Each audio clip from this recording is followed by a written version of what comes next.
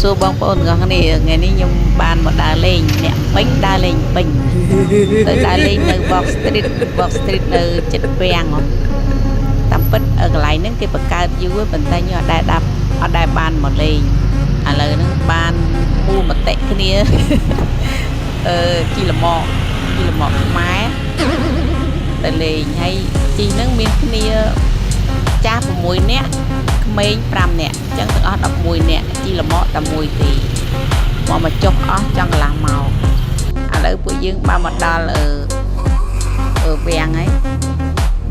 មិញហ្នឹងជីឆ្លងកាត់វត្តបតុមឥឡូវដល់លបងវាំងហើយពេលដែលមកដល់ហ្នឹងគឺមានមិត្តភក្តិខ្ញុំម្នាក់គេមកដល់ហ្នឹងហើយគេឃើញគេហៅទេគេលួចថតវីដេអូហើយផ្ញើមកពេលហ្នឹងកំពុង selfie 4នាក់ឥឡូវពួកយើងដើរតាមលបងវាំងហ្នឹងទៅសំដៅទៅខាងព្រះអង្គដងការដើម្បីទៅរកញ៉ាំនំបញ្ចុកឥឡូវនៅកន្លែងលក់ដូរហ្នឹងគេបានប្រមូលផ្ដុំគ្នាមកលក់ដូចថាមានរបៀបរបបអីត្រឹមត្រូវមានប្រដាប់ធ្នាប់ណាអ្នកលក់នំបញ្ចុកអញ្ចឹងនៅជាប់គ្នានឹងសិតតែនំបញ្ចុកហើយមានស្លខ្មែរហើយនឹងស្លការីស្លខ្មែរមួយចាន 5,000 ស្លការីមួយចាន 6,000 រសជាតិគេទទួលយកបានឆ្ងាញ់គាត់បាងឹតបាត់ដល់ផុតពីនំបញ្ចុកហ្នឹងទៅមានគេលក់ប្រហិតដូចថាម្ដុំណានំបញ្ចុកទាំងអស់ដល់ម្ដុំណាលក់ប្រហិតពងទាកូនទាំងអស់គេលក់ដូចថាចែកគ្នាដាច់បែកអញ្ចឹងហើយការលក់ដូរហ្នឹងគឺអ្នកលក់ថាអត់មានការបង់ប្រាក់ជាខែជាថ្ងៃអីទេគេឲ្យលក់ដូរ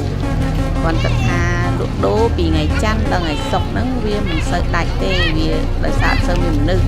ពេលណាអត់សូវមានមនុស្សអ្នកលក់ក៏អត់សូវទៅលក់ដែរមានលក់តិចហើយគេលក់ថ្ងៃសៅរ៍អាទិត្យហ្នឹងច្រើនដូចមនុស្សទៅដើរលេងច្រើនឃើញលក់ដាច់គួរសមដែរបងប្អូនខ្ញុំចូលញ៉ាំដូចថាមានគេចេញយើងចូលយើងចេញគេចូលហើយមានការប្រគំតន្ត្រីតាមផ្លូវហើយបើយើងបរិច្ចាគមានការបរិច្ចាគទៅខាងដូចថាបើយើងចង់បរិច្ចាគក៏បរិច្ចាគទៅតិចតួចតាមសទ្ធាជ្រះថ្លាយើងជួយគេប៉ុន្មានឲ្យគេប៉ុន្មានអញ្ចឹងគេចិត្តតែលេងអញ្ចឹងទៅនិយាយទៅដើរលេងកំសាន្តតាមកន្លែង Box Street ហ្នឹងសប្បាយម្យ៉ាងដែរពេលយើងដើរកាត់កន្លែងតន្ត្រីយើងក៏មើលតន្ត្រីពេលដើរកាត់កន្លែងយ៉ាំមើលគេរាំតែយ៉ាំហើយមានកន្លែងគេលេងដូចរបៀបទៅខោននាងស៊ីមេទ្រីច្រឡំនាងស៊ីមេទ្រីអញ្ចឹងបើបងប្អូនមានពេលទំនេរអាចទៅលេងនៅ Box Street បានដូចថាយើងអត់មានពេលដើរទៅឆ្ងាយយើងដើរទៅចិត្តត្រឹមហ្នឹងទៅមានអារម្មណ៍ថាកាត់ stress ម្យ៉ាងដែរហើយនៅតាមផ្លូវកន្លែងមានជួរផ្ទះគេនៅតាមមុខផ្ទះហ្នឹងគេមានលក់អីវ៉ៃអីវ៉ាន់ជាច្រើនដូចជាលក់ខោអាវលក់ការ៉េមលក់គ្រឿងកន្លៃលក់តុក្កតាហើយមានភេសជ្ជៈដូចជាតែបេតងកាហ្វេទឹកក្រូចអីចឹងណាមានគ្រប់មុខយើងចង់ញ៉ាំអីក៏បានដែរ